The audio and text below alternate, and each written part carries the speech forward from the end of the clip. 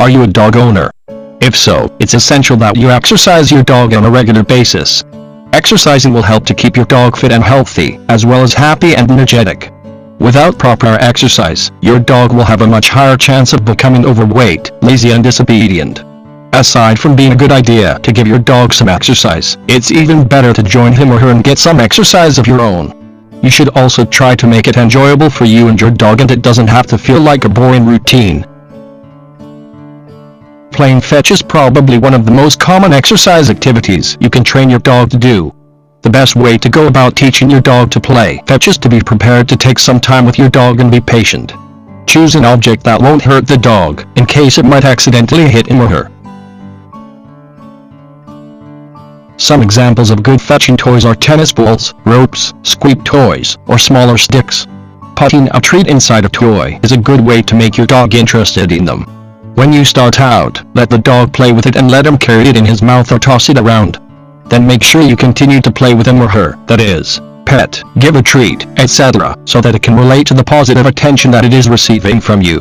They should learn to run and chase after it, then learn to play with it and eventually learn to fetch it back with you.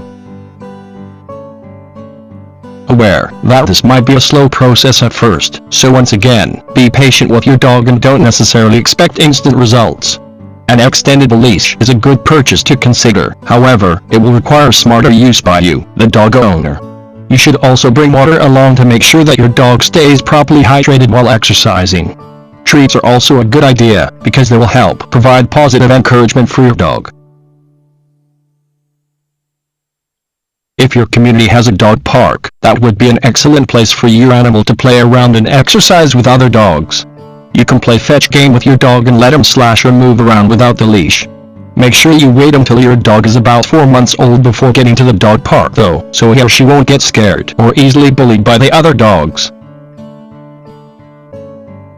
After exercising, there should be a cool down phase, in which you give your dog water and allow him or her to wind down and relax. If you don't have a problem bathing your dog, then this would be a good time to give him or her bath. If your dog isn't a fan of baths, then give him or her shower instead. Simply spray some cool water on him or her with a hose, and then gently try to rub some shampoo on them and then spray again.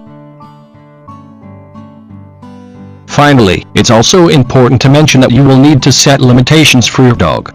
He or she will probably want to go along with them and play fetch longer than they should, but you may have to call it quits for the day.